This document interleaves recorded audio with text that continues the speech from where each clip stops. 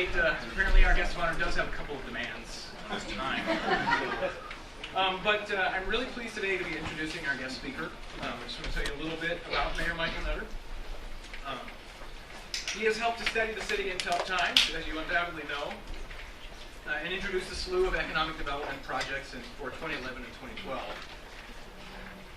And more specifically, targeted dramatic improvements in education and public safety as key priorities. So last year, homicides were down 22% since 2007, and relevant especially for us, high school graduation rate for six-year cohorts has jumped to 63%. Mayor Nutter actually grew up at 55th and Larchwood Avenue right here in Philadelphia. He's a 1975 grad of St. Joe's Prep and a 1979 grad of Penn's Wharton School.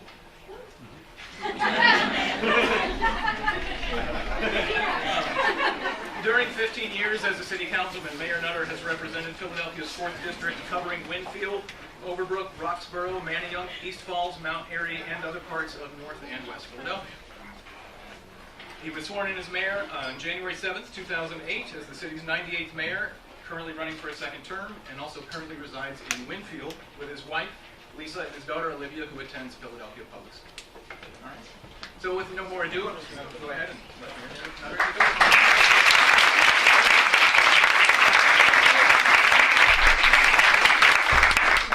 You want me to turn this on now? Yes, sir. Good afternoon, everyone. You guys must be worn out. Good afternoon. First, let me apologize for being late. Tied up over on the other side of the city at Fishtown March Madness. But it was not about basketball. Actually, it was about academics. And this is the 10th anniversary of that program. So they have a bunch of schools from all over the city. They compete on things like history and science and a bunch of other things. But they do it, I guess, similar to, of course, March Madness and the bracket system. And so it was seemed very complicated, a whole lot of kids, very loud. And my hearing is just now starting to return. So hopefully I'll actually be able to hear myself speak.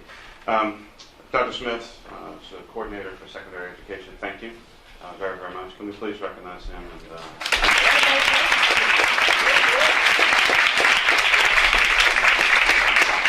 Dr. Francis Ross, our teacher.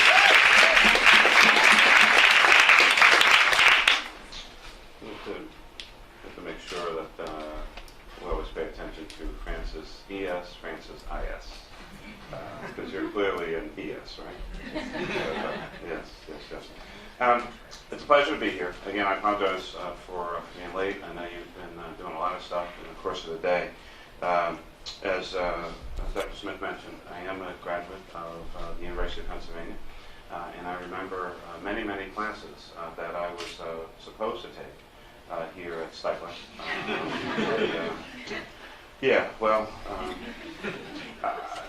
I'm back now. Because quite frankly, it's a little amazing that I would be speaking to a group of the most important professionals in the United States of America here at the Graduate School of Education.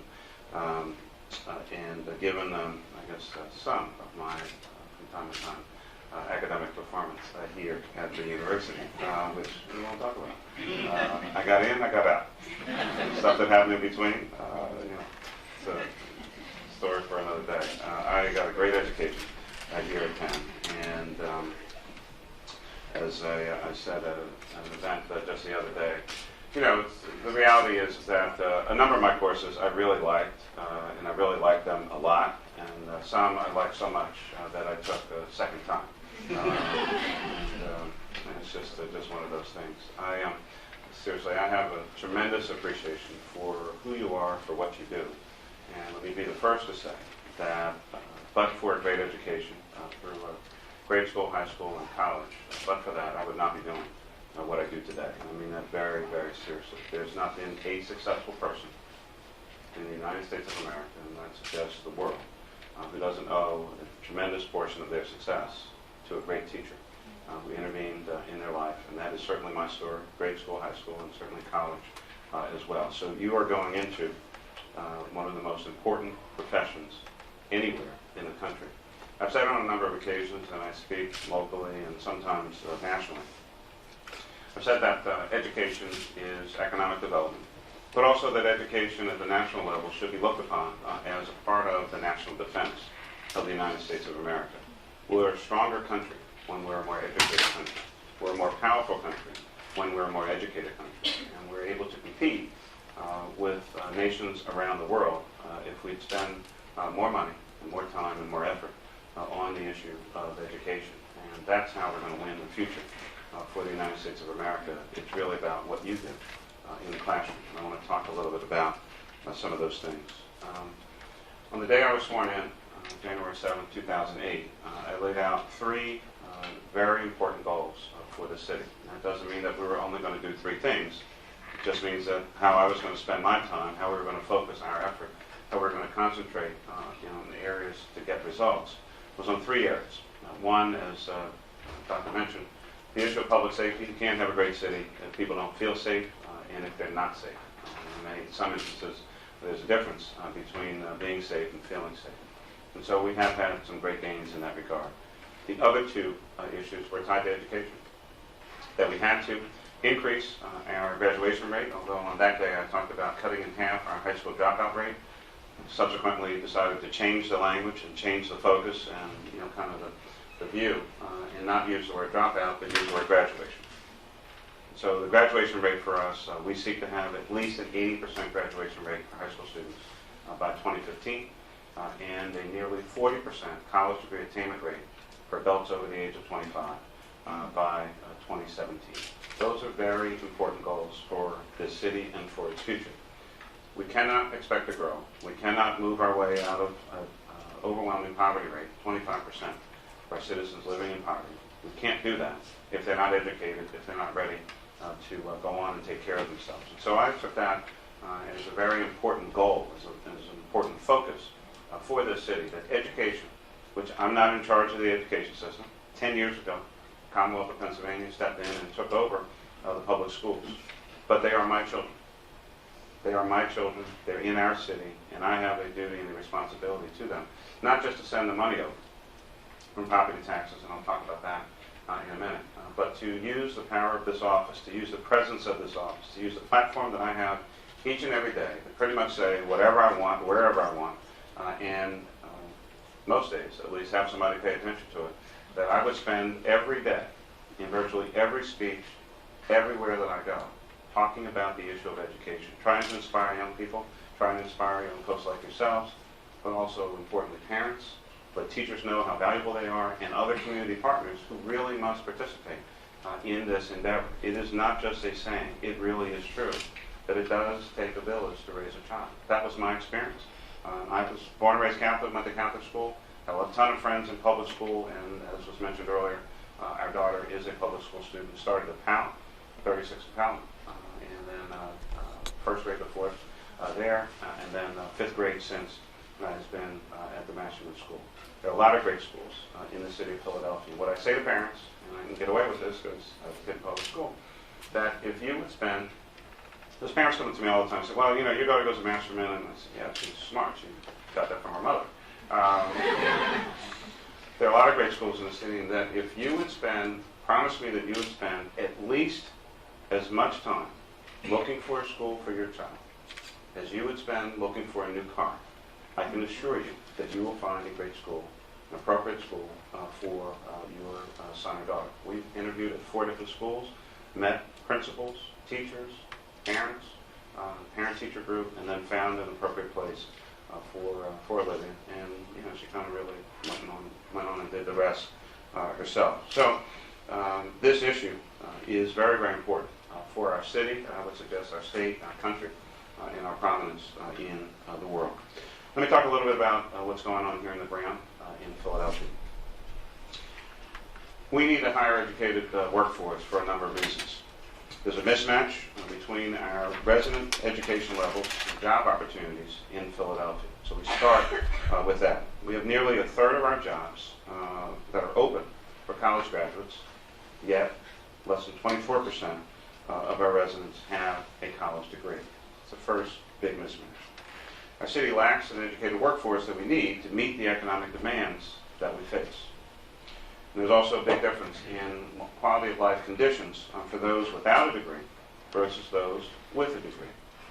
For each of those students, we save nearly $600,000. These are graduates from high school. We save nearly $600,000 in local, state, and federal funding, including increased tax revenues and reduced service costs. For that same student with a college degree, the number is nearly $1 million that we get back. And so when my wife, who runs an education organization, you may have heard of Philadelphia Academies, Inc., Lisa runs that organization, she usually starts a lot of her conversations with young people by first asking the question, who wants to be a millionaire? So of course they always say, yeah. Well, we know that lifelong earnings, the difference between a high school graduate and a college graduate, is about $2 million.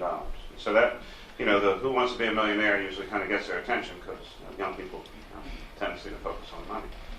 And then starts a discussion about these kinds of issues. I talk about our goals. Those are our firm goals. Everyone knows them. We talk about them everywhere we go, and people are really actually starting to repeat them.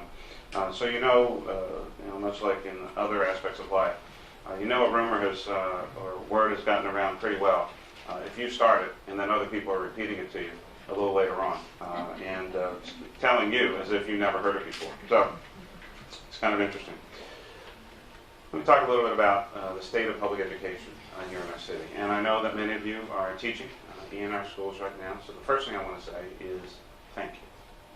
Thank you on behalf of 1.5 million people here in the city of Philadelphia. Thank you for taking on this great challenge. I know that it's some days may not necessarily be a stroll in the park. Some days you may wonder whether anyone appreciates it. Well, I appreciate it. And the city appreciates it. And our government appreciates it. And our citizens do as well. We would not be able to do great things with young people without your work, your dedication, and your commitment. So I first want to say thank you as well. Now, we've had some successes over the past few years, notwithstanding whatever you read or don't read in the newspapers. The Commonwealth of Pennsylvania, not too long ago, cited the Center for American Progress for making, we were cited by that organization for making the most academic progress in the nation across all grades in a variety of subject matters. That's the school district of Philadelphia. It was across the state. In Philly, we've experienced, that's why I bring my chief education officer with me, who's, of course, a whole lot smarter than me. It's one of the things, if you ever get the chance to hire people and bring folks on, always hire people who are smarter than you. They'll really make you look good. Please meet Dr. Laura Shore. She's Chief Education Officer.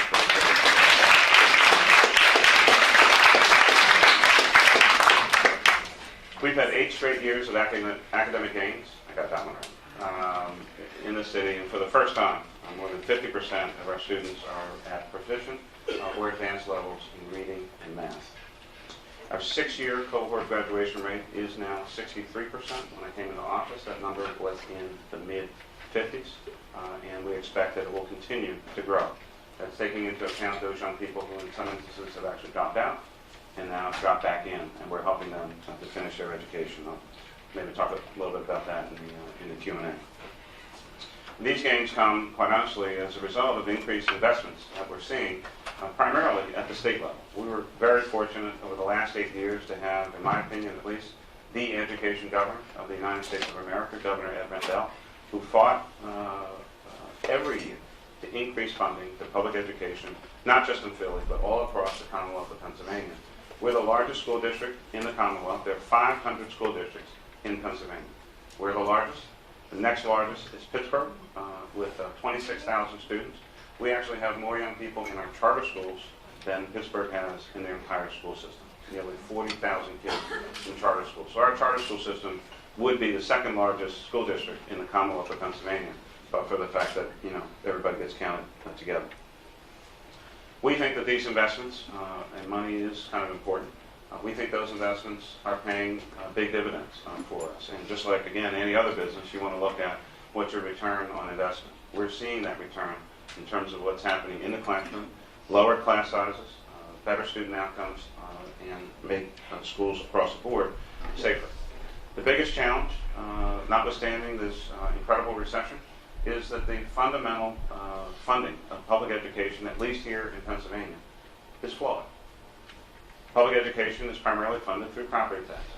And so across Pennsylvania, even though we got rid of separate but equal a whole long time ago, the fact of the matter is that the quality of your education is a function of where your parents decided to live in the Commonwealth, in one of the 67 counties. So, for example, I live in the Winfield section. My wife and I and our daughter, Olivia, live about, anyone know where St. Joe's University's campus is? So we're on 50th Street, 4 blocks off of the main campus on 54th near City Ave. 2 blocks in. If we moved 3 or 4 blocks away, across City Avenue, Olivia would go to the Lower Merion school system. They spend about $24,000 a year to educate a child. We spend about $12,000. Now, I'm not saying that money is everything, but it usually beats whatever is in second place. You cannot give a high-quality education on the cheap. So public education is free for kids, but adults have to pay for it. If you want lower class size, you have to pay for it. You want to improve your pay for teachers, you have to pay for it. You want more services, you have to pay for it. You want to standardize a curriculum with art and music and culture and those kinds of activities, which should be a standard part of the curriculum for every child in every school, not an option, just like math, just like reading, or English, just like science, or anything else.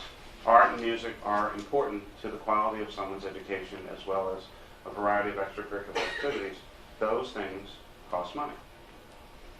And we're either going to pay for them or we're not. So we've all heard, of course, the budget announcement by the governor last week, which, from my perspective at least, will have a devastating impact on public education all across the Commonwealth of Pennsylvania, but especially here. Again, given the population that we serve, given the level of poverty, and a variety of other challenges in this school district as compared to some others. We're looking at upwards of a $300 million cut to Philadelphia schools, on top of what was already estimated at nearly a $400 million deficit as a result of our money going away and a variety of other school district financial responsibilities. At $600 to $700 million of a deficit, you're talking about the potential of massive cuts all across the educational spectrum. And so these are issues that we are grappling with, and these are issues worth fighting for. The gains that we've made, I am not about to stand by and allow that clock to be rolled back to a time when we were not doing as much as we could for students in our school system. And so, despite all of these challenges, I remain, of course, an unabashed optimist. I believe that our young people have given the time, given the focus, given all of your talents, can in fact be successful.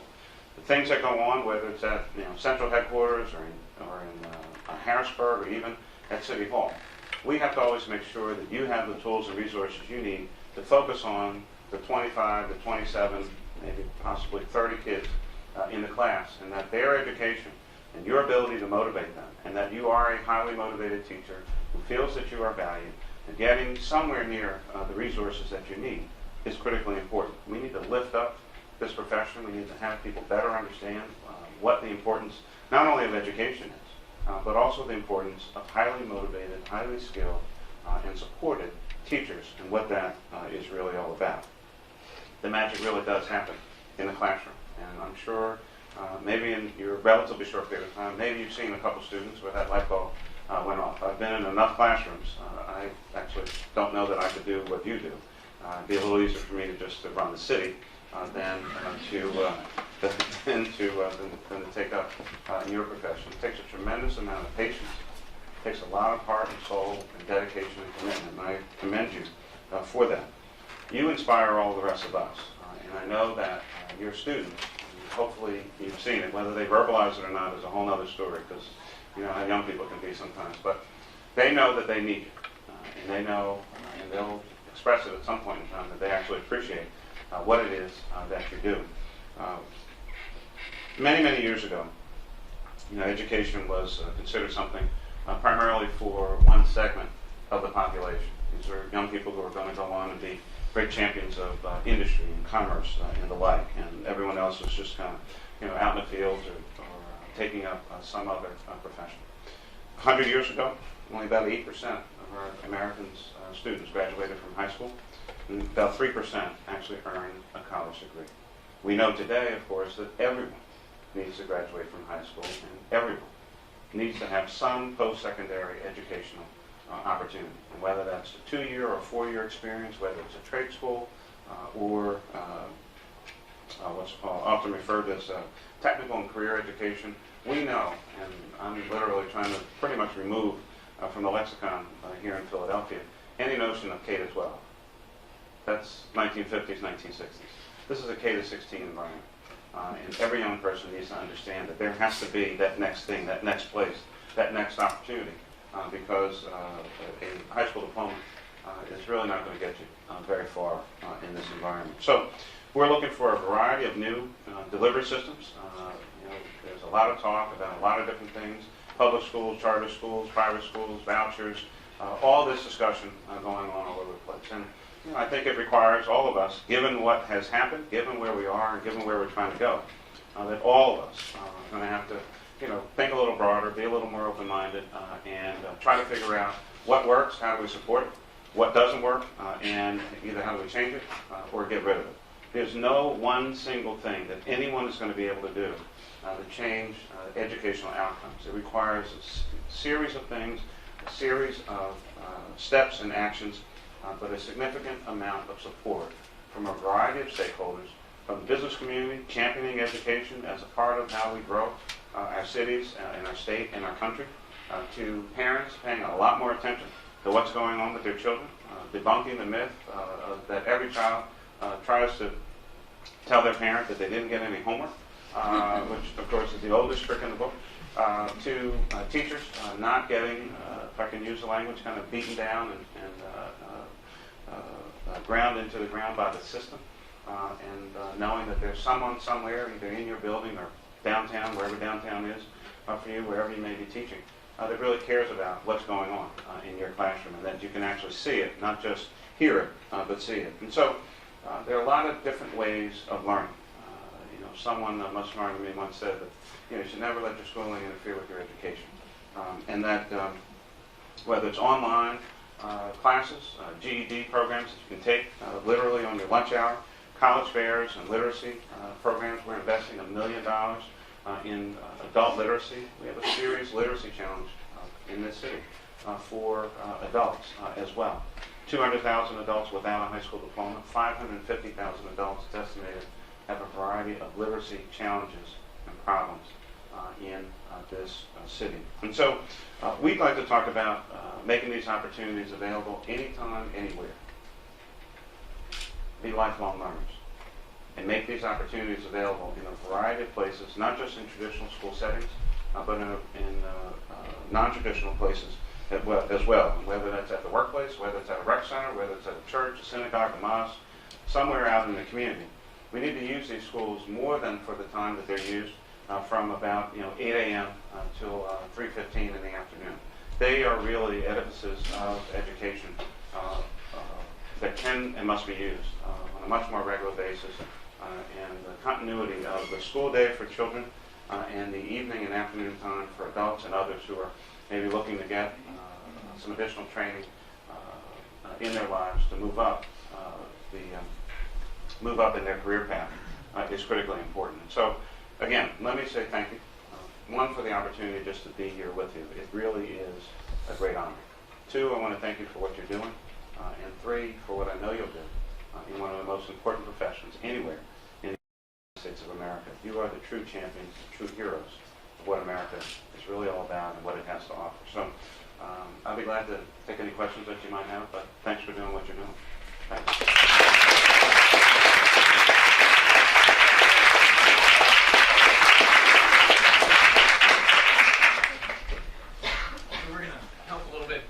Nancy Lee and I will just sort of trade off. Just put your hands up so we can recognize people who have questions. You know about the putting your hands up thing. Yeah, pretty versed by now. Be shy. That's what you're going to tell your students, right? Yeah. So I really agree with and I appreciate the goal of kind of taking the city from instead of K-12 to K-16. But I guess my question is, what is being done from either with the district level and also from a community level to kind of, I guess, reinvigorate people's interest in education? Right. Because I think growing up in Philadelphia, I know that a lot of students are having a very miserable experience in school. And K-12 is pretty much a destination because they're like, I'm done and I don't want to go any further. So what is being done to kind of get people excited about school again, to change the culture? Well, a couple things. I'm glad you raised that. One, Lori and her team. So let me start a little bit from how we emphasize different things. So the mayor's office at City Hall is in room 215. The education office is in 115. Ground floor, literally right below the mayor's office, because we want to emphasize that access and the importance to us as a city. We created something called Philly Goes to College. It's a one-stop shop for any information, whether you're 18, 38, or 81. If you want information about going to college, you can get in that office. There's no other office like it that we've been able to find in any other city in the country. Folks work with you right at that location. Again, getting information. We've trained public employees and others in helping folks fill out the very complicated and long FAFSA form.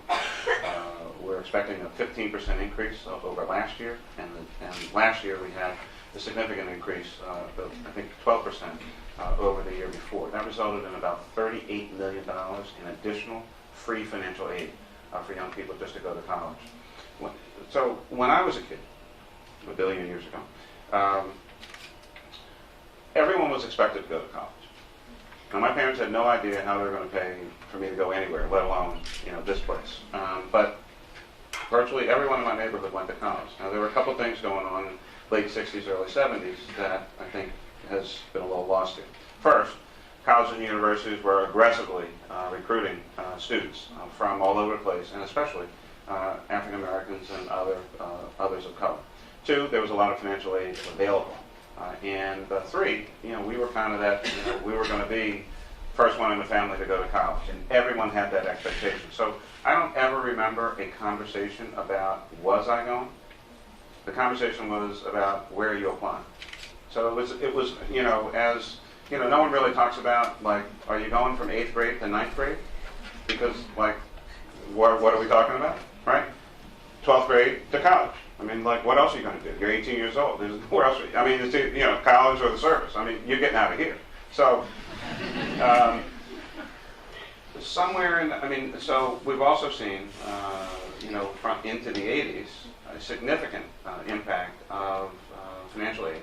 And I think we've also seen a bit of a drop-off. So now, kids and their parents actually think that college is out of their reach. But I think worse, don't really know the value. What is this all about? I'm tired. No, you can't afford to be tired.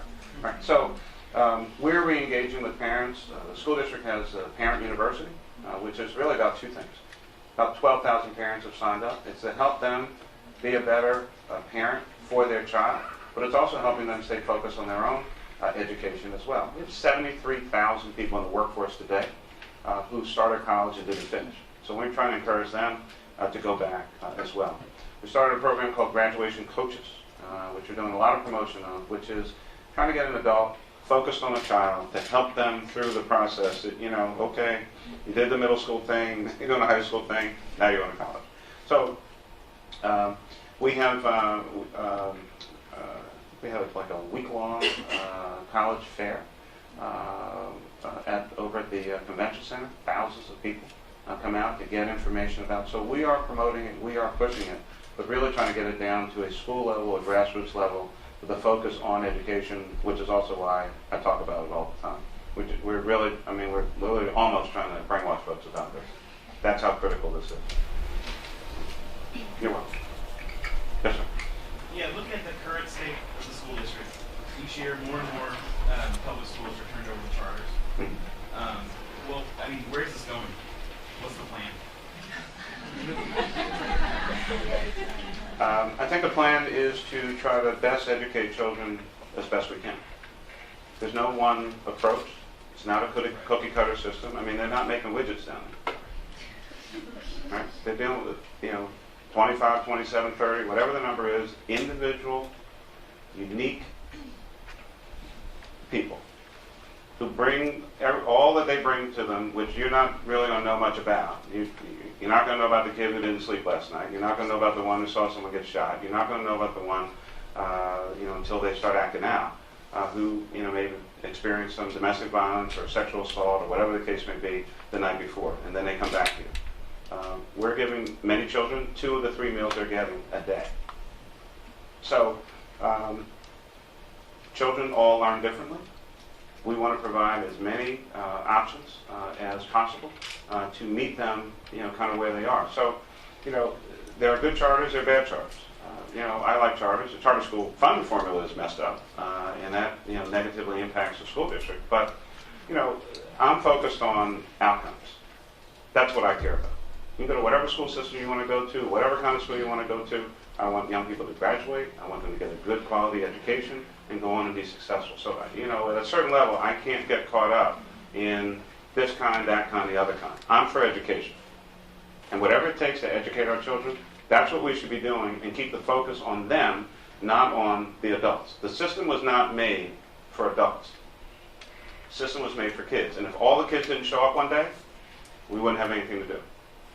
So at a certain level, we have to remind ourselves that, the tail's not wagging the dog here. The system is about educating kids.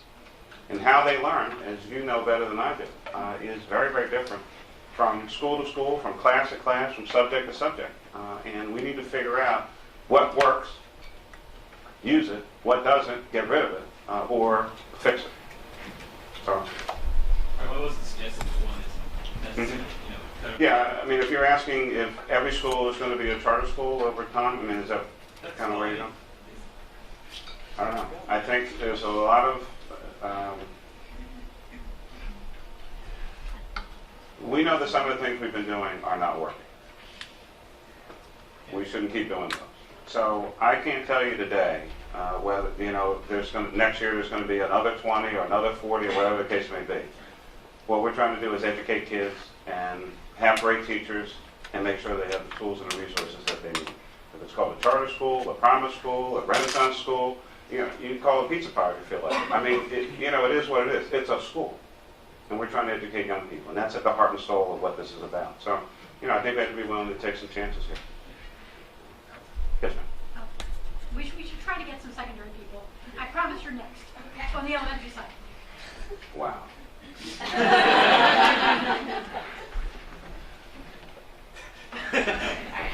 Secondary, elementary. You had mentioned briefly in your last response about meeting students where they are, and a lot of us who are teaching in public schools especially, we really know what you're talking about, because where our students are is nowhere near their grade level where you might expect an 11th grader to be. So my question is, we might have 60% of the students walking at graduation, but those of us who are teaching them, we know that, I mean, they can read, but they can't. That level. Yeah. So, I mean, how do colleges deal with that when they have kids that are coming and not doing Sure. the things that they Well, do? Is there something like to change the structure of, so there'll be, I mean, I don't know if we should hold kids back every year, but we can't just keep on pushing them through if they don't know how to do it. Right. Well, we do hear back from the colleges, and in many instances, they're, our graduates, they're freshmen. In many instances, they're ending up in, remedial English, remedial math, taking, a bunch of things over, or taking them during the summer before. And of course, we hear some of the same things from our employers. So, obviously, there are a couple ways to try to address this. First, we need to make sure that as many of our really small ones are reading at grade level by 3rd or 4th grade. The child is not reading at grade level, you guys know all this stuff. Not reading at grade level by 3rd or 4th grade, that's a struggling student in middle school. That's a high school dropout. And that's where that's going. I hear you about the holding folks back. On the other hand, I thought we were trying to pretty much get away from social promotion. I mean, just because you're aging out doesn't mean you should be in that in a certain grade. And that's where additional supports really have to come into play. superintendent, I guess, a couple years ago, started an early warning system, primarily directed at middle school students, because I mean that's where you really start to see the paths diverge, both on the education side and the getting in trouble side. And so, you know, it's hard for me to tell you what to do with an 11th grader who, you know, may be actually reading at a 6th grade level, other than the fact that we need to focus on that 11th grader, and he or she needs to be spending a lot more time after school, weekends, and even during the summer, trying their best to catch up. Now, you'll be more familiar than me with the techniques and the things that you have to do about that, but we need, I mean, that's where certainly monitoring the testing comes into place. I don't mean to suggest that this is anywhere near easy, but it is the reality that you face, and it's not doing those students any good to just pass them on. There's no question about it. And quite frankly, that's going to be a very frustrated person later on, and potentially, you know, starts going another path when they really can't get a job. So I don't think I have the answer for you. No. Lori, you want to help me? Okay. Yeah. Yes. I wasn't expecting it. You know, you could have said that up front. I mean, the one thing I would add is at the state level, the Keystone exams are coming our way, which are going to be like the region exams, which you're not going to be able to graduate. Just the, got to take the test before you can. Right. And hopefully the push can be for those exams to be, we're starting to see national conversations. In fact, Duncan a couple of weeks ago talked about making sure those exams were not fail the bubble exams, which are much more expensive.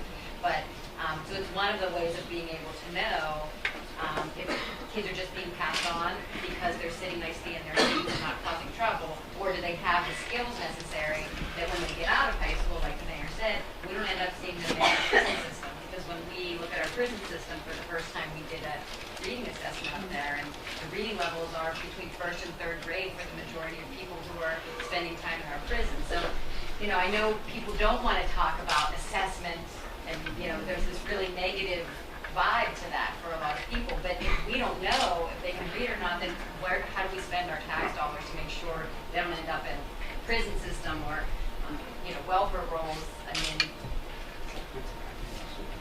And stay calm. Yes. Oh, I can go now. I was really interested in some of the programs you mentioned in your response to the neighborhood of Parent University and those health rooms, and I've never heard of any of those. I've been working in the Philadelphia School District now almost an entire year, and I was wondering how we were promoting them, where we could get more information so we could pass this information on to our parents, because I have a feeling that most of the parents I work with haven't heard about these programs, and they sound really wonderful. So how can we make them more well-known? A couple things. Education office is, as I mentioned, 115 City Hall, phone number 215-686-0333. But let's have a, yeah, I'll put you right up there in class.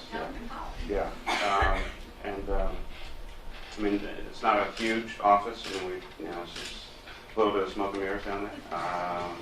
We have a number of really good people, but it's not this huge enterprise. But I think you're raising that and, you know, acknowledging that you're in the system and maybe don't have all that information is a constant reminder to us that both internally, the city, and certainly internally the school district, more and more of that information needs to get out. I think it's out there. I think maybe we're not promoting it as well as we should. Now, I know about them because I talk about them every day, but, you know, I can't talk to everybody. So call the office and come in. Love to see you. Yeah. PhillyGoesToCollege.com. The 2 is number 2. PhillyGoesToCollege.com. You can help us by having only secondary people raise their hand now, and then after that. Rob is already ready. You know, I mean, I don't. I mean, I was wondering if you could speak a little bit more. You already touched on it, on things that are happening in the city to deal with the relationship between decreasing poverty and improving education. Not just improving education so that there's a lower poverty level later on, but working with kids in poverty right now to improve the quality of their education right now. You know, there are a variety of programs and activities. Certainly one that comes to mind, some of the work that we see with, for instance, City Year, in many of our schools, a lot of even additional individualized attention to young people in their classrooms. We're trying to have more after-school programs for children as well. But you know, the reality is that it's really not so much that, I mean, children aren't really born rich or poor. It's their parents. And so, you know, part of the focus has really been about jobs. It's also why we're investing money in literacy. And we're changing our workforce development and training programs to make it a lot easier for folks to access those programs, while also, again, emphasizing the whole issue of education, especially for adults. One of the things we do is we're trying to work with a bunch of companies to change their tuition reimbursement programs. Traditional program, of course, is you put up the money, you go to class, you get a C plus or whatever the threshold is, and then you get 70 to 80% of your money back. Very difficult for a low-income person to deal with the whole upfront cost. We did away with that at the city.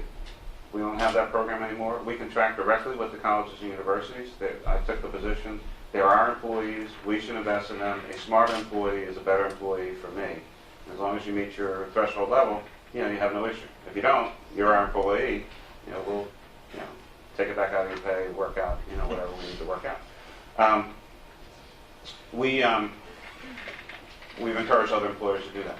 We have now 7 colleges and universities, 9 colleges and universities participating in a program we call Returning to Learning. That's a 25% tuition discount for our public employees, their spouse, and family members to go to school. The more people we get going to school, and especially kind of the comebackers, that's how you're going to help lift people out of poverty. That's a person who's not only going to have their degree, they're going to do better at their job. More than likely, they're going to either seek to get a higher position, or they're going to get a pay raise, and that's going to help, you know, that individual. So a lot of this focus really is about adults. We lift adults out of poverty, they take their children with them, and that's why the literacy initiative is critically important. One of the things that Katie Wolfgang, our Chief Service Officer, is focused on is we have a top 10 list of things that we want people to do in terms of service. I don't remember what the other 9 are, but the number one is teach someone to read. This is a vital component of how you improve the economic situation here in the city. So we're really encouraging folks to you know, become that kind of tutor, especially for adults.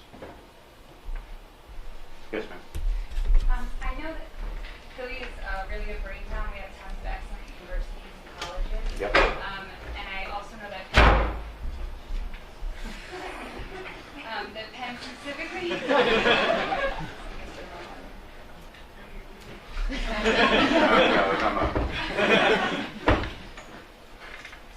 Everything okay? Everything all right off? Yes. Well, I like to hear. Yes, ma'am. So I know that Penn specifically has a significant number of partnerships with local schools and has been involved in that process, but I also know that there's been a lot of change recently, including a loss of funding related to some of those programs and loss of partnerships because of schools and districts changing their approach.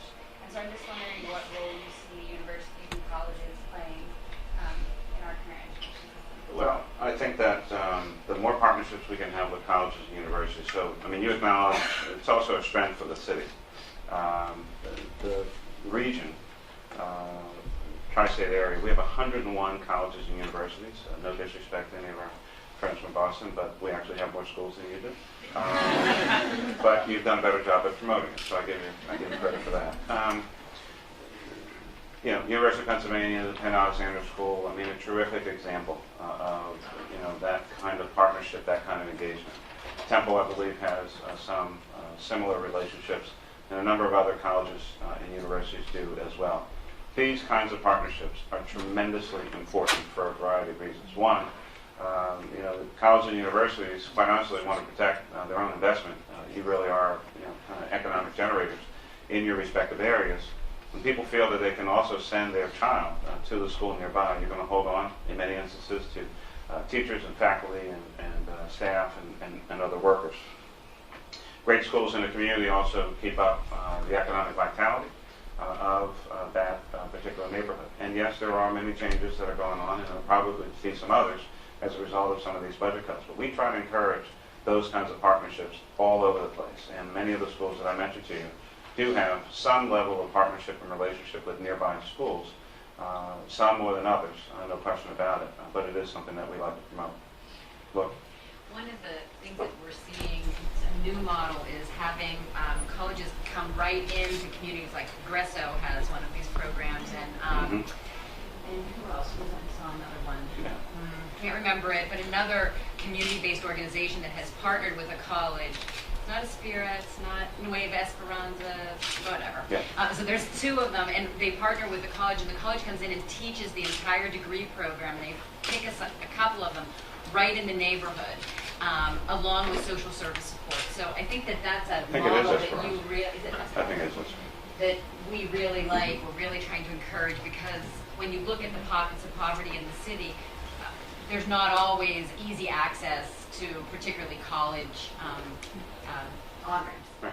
But it's also a part of the answer to the question that you raised, which is much more early on in that child's life. When you start talking about curricular issues, the difference between what young people are learning in many instances in high school and then making that transition to college is a pretty big gap in many instances in terms of what they're learning. And so, quite honestly, I'd like to see more influence coming from the college and university side over into curriculum for high school students, so that the secondary education system can better understand and better prepare young people for that transition. Because in many instances, that is a huge leap from the kind of coursework they were doing in the one to what they're going to walk into in freshman year of college. You want to? Well, that's something that I think about a lot, actually. I'm going to come back up. I mean, like, I know, my subject, when I can tell if my students have learned my subject, but I don't know if there's a connection between what I'm teaching them and what their other teachers are teaching them, and what they're going to see if they go to, like, community college or, technical school or something like that. But I'm wondering if, like, having that influence, the post-secondary school influence earlier in education, does that imply that there's going to be, like, a greater degree of tracking than currently exists in the system, or does it put certain kids on one track a lot earlier?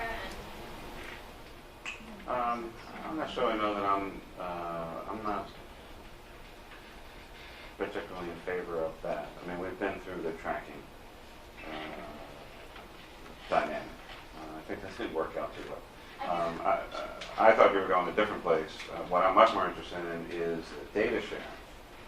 And we're doing a much better job and have established higher levels of trust with the colleges and universities, because the other part of this is graduating young people from high school, very important. Having them matriculate to college, very important.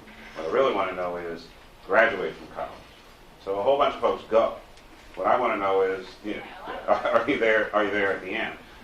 And we've developed a partnership with a bunch of the colleges and universities, and we've also gotten some money.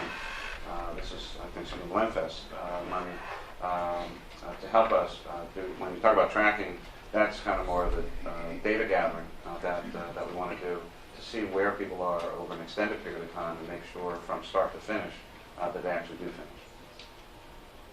How about if I come back to you? Okay. Great. Yes, ma'am. Part of me, this sounds overly blunt or simplistic, but I feel like you've named a lot of programs and initiatives that sound really wonderful, and I'm sure they take money, and I feel like you've said pretty bluntly. You sure they take money? No. And you've said pretty bluntly yourself that education takes money, and there's huge looming budget cuts everywhere for the upcoming year. And the rumor at my own public high school in South Philly is that their budget is being slashed 50%. They have to let teachers go. And so now what? Well, now you should figure out how to get yourself as quickly as possible to Harrisburg. As I mentioned, I think almost at the start, the state took over the school district 10 years ago. They have a direct responsibility for funding public education. They have a constitutional responsibility for funding public education. The state constitution says that students are to get a fair and equitable education. So if we truly value education, then we'll invest in it. If we're just kind of talking about it, then we'll just talk about it. So I think we don't know the end of the story. The budget was announced a week ago. The state has until technically the end of June to pass one. And I saw some comments from the House Appropriations Chair, who's Republican, in Harrisburg, who I think just the other day said that he didn't think that he could support the budget based on the cuts specifically to education. So it's a process. Now, we know that there will be cuts. I mean, I had to cut a bunch of stuff that I actually care about, but we did it, we think, in a strategic fashion so as to not damage the important operations of the city.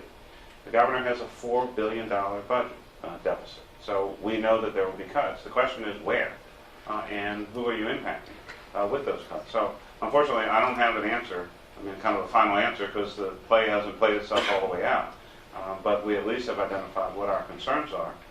And I'm sure that there are a variety of areas to cut in the state budget that would not have anywhere near as devastating an impact on education as has so far been outlined.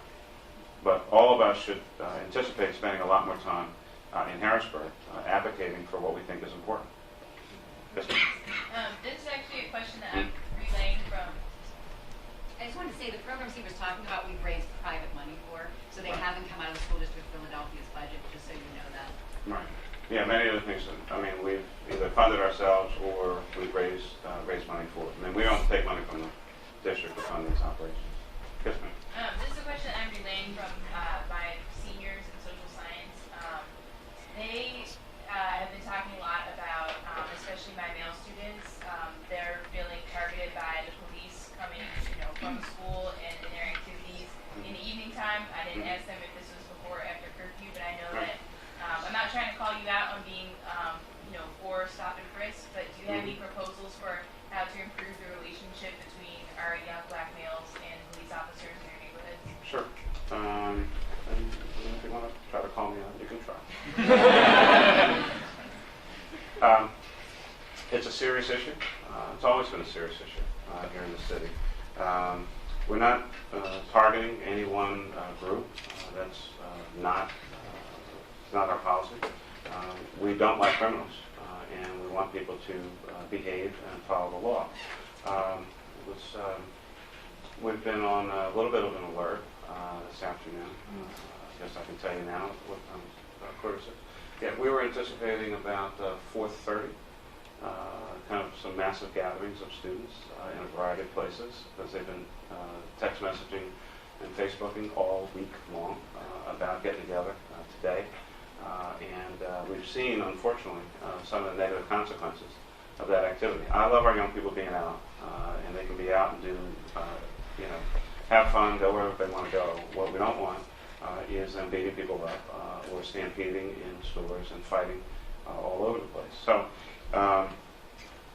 we do have a serious crime problem in the city, and I appreciate and respect your passion about making sure that our young people or any citizen is treated with dignity and respect, and we insist on that. You'll be hearing some announcements soon about some additional steps that we're going to take. But equally, I do want to implore all of you to be concerned about a couple other facts. 85% of the homicide victims in Philadelphia are killed with a gun. 80% of the homicide victims are African American. 72% of the homicide victims in the city are black males. And almost all of them are killed by other black males. Crime in this city and in most other cities across America is intra-racial. Black people kill black people, white people kill white people, and everybody else does what they do. We've taken significant, serious steps to reduce homicides and violence here in the city of Philadelphia. We've had some gains. We're nowhere near where we want to be, but they have been significant over the past 3 years. That does not mean in any way, shape, or form that we will ever tolerate inappropriate behavior, abuse, whether it's physical or language, to any of our citizens, regardless of race or gender.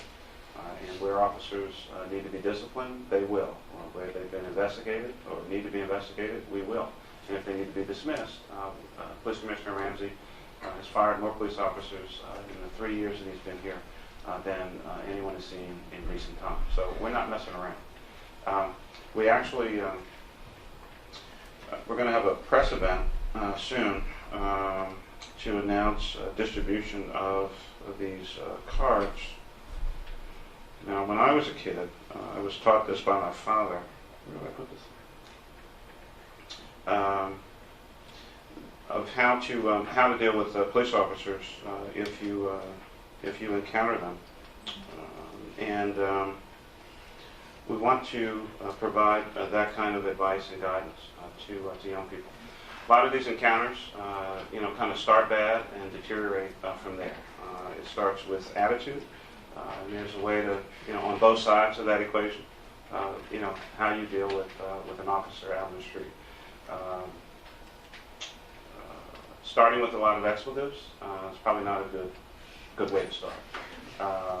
Running from the police, fighting with the police, shooting at the police tends to have a bad outcome. Just kind of the way it goes. So we're about to embark on a bit of a campaign to start talking about how people engage and what are some of the right things to do, wrong things to do, and how to make that experience as least stressful and negative as possible. But it's got to work both ways. Yes, ma'am. So I currently work in a K-8 school, and we have a high school across the street. And from what I understand, there's issues in the high school too with the climate of the school, and the school's getting increasingly violent. I also understand that recently a report came out saying that our school safety was not in compliance with the amount of hours they were supposed to be trained. What is the relationship, I guess, between the police department and how are they working to help with the training of the school safety, or are they?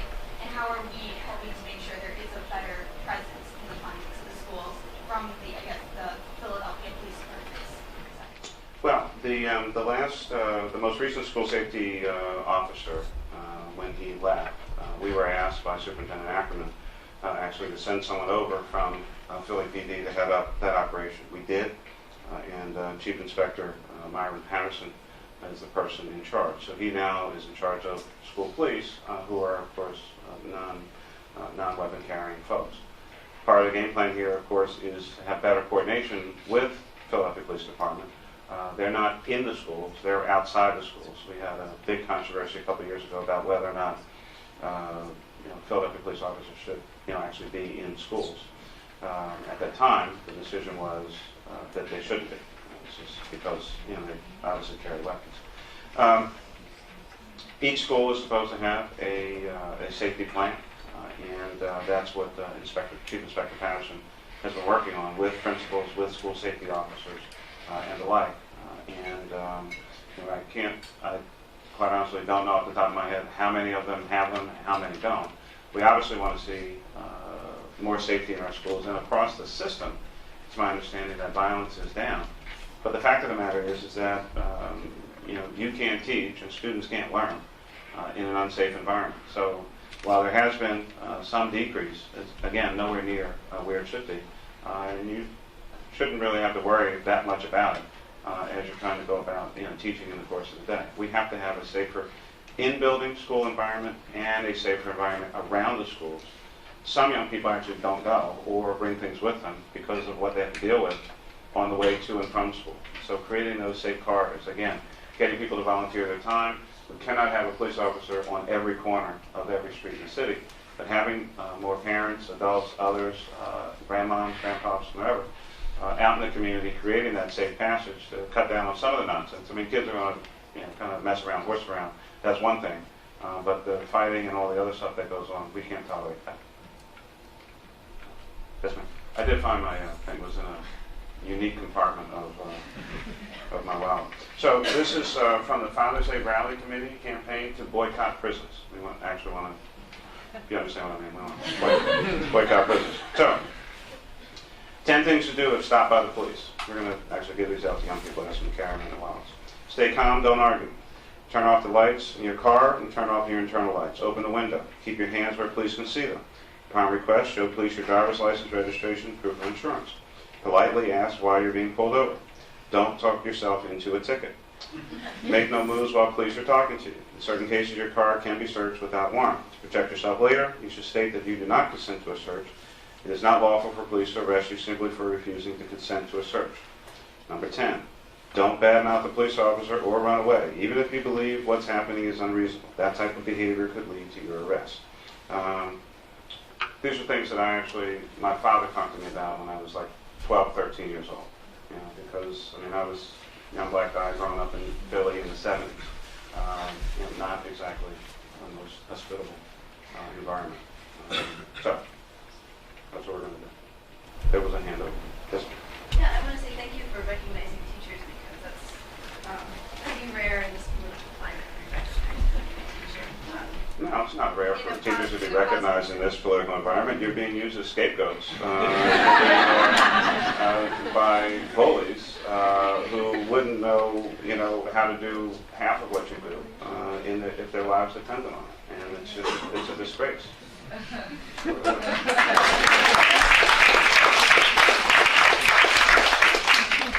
want to say thank you for doing that because yes, you're right, oftentimes we're scapegoated. But really the problem is half of us in this room will not be teaching in 5 years. We'll be leaving the profession. So it seems that really the crisis is not bad teachers, but how do we get teachers to stay longer? Because as we teach, we get better at our craft. So I think that you said education is education, which Education is economic development. okay, and economic development, but it also seems to me to be two competing systems of education. And I'm glad that you recognize the inequality that exists in the schools, even in Philadelphia. And I'm not defending schools that are failing or that have been labeled as failing, but it seems that we're at a critical moment in which, I guess what Diane Ravitch has called the privatization of our schools and creating two-tiered school systems, that is charter schools and that are backed by private companies and public schools, and that is taking resources, taking students, and so on, and leaving behind students that aren't able to go to those charter schools. And we know charter schools have less English language learners, they have less special ed kids, they have higher turnover of staff, whereas a Stanford study said that only 17% of charters perform better than public, 37 worse, 46 the same. So my question is, why do we have to have charters? Why can't we just have that money go to public schools and have really amazing public programs? Why does it have to be that we give public money to private corporations or private companies? So that's my question. Okay. Well, I think a part of what's going on is, again, we're trying a variety of different models. We're certainly not the only folks who are doing it. Charter schools, more oftentimes than not, actually, at least early on in their iteration, were a function of a group of dedicated, committed parents wanting a different kind of educational experience for their children. When I was a district council person, I supported a number of groups who wanted to have that kind of experience. What we're now, and the concerns that you raised about taking many of the good students out of wherever they are and going here, I think part of that is being countered by looking at what's the school population, and if a charter comes in, you deal with that population. I mean, you get the students that are right there and try to drive them toward excellence. So, look, I want the entire system to work well. I'm not the only party here, and I don't have the sole deciding voice or vote in this. Public education is a combination of the state, the city, and the feds are like 1 or 2%. So it's primarily a state enterprise, and where we have some different ideas or different initiatives, we come back with those. But I think the fact of the matter is that I don't know that anyone has completely figured out how to do this well at high levels consistently across the 264 schools that we have. We know how to educate kids. And we see the results in many, many instances. I think what we've not been able to do so far is to do it every day, in every school, 264 buildings for the 180 days that kids are in. There's no question that there are funding inequities not only across districts, but across schools in our city. And I think one of the things the superintendent is trying to do is to cut down on some of those inequities, but there's no way, shape, or form do we have anywhere near, in my opinion at least, all the resources that we need here in Philadelphia. And quite honestly, that seems to be a challenge for many of the big city school systems all across the United States of America. So, I mean, I don't have an easy answer for you. I think folks want these choice options, and at the end of the day, it is the taxpayers' money. In the other 500 districts, 499 now, rather, they have elected school boards, and we have a system that was taken over by the state, and you know, that's kind of what we have to deal with. We have what we have, but the kids are in school right now, and we need to educate them. Last question of the afternoon. Hi, Yes, you mentioned before students who are victims of domestic violence, students who receive Sexual assault. gunshots, right? And this is the reality of the classroom, and these students require psychological services. Yep. And you were talking about the budget cuts and choices have to be made. And where do you foresee the future of psychological services like counseling, psychologists, social workers in schools in Philadelphia? Yeah. There's clearly a need for more of that service, as well as even for just kind of regular counselors. One of the things that we're concerned about with these cuts, the student-to-counselor ratio, I think most recently was about 250 to 1. 10 years ago, it was about 500 to 1, with no particular requirement that the counselors actually saw all, on average, 500 students that they had. I think with some of these cuts, we may see some of those numbers go back up. For us, on the city side, we try to best coordinate our, for instance, community behavioral health and some of our mental health services the city has with the district, and you know, many of those services are made available, especially in those situations. When we have some of these tragedies, we know that you know, the particular student may have been hurt or in some instances even killed.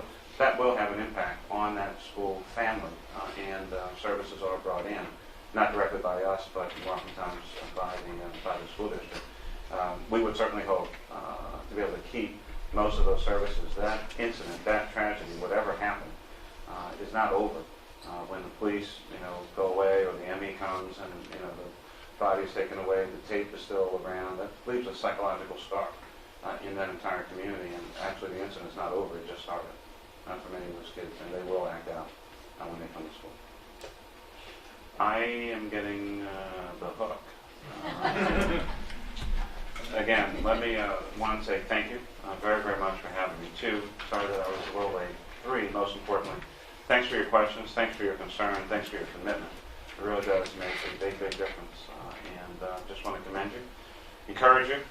It's not easy, I know, but you're true to yourselves. You went into this profession for a reason, and you want to help people, you want to have an impact on our most, at times, most vulnerable population, but also, I would suggest for the future, our most important population, and that's young people.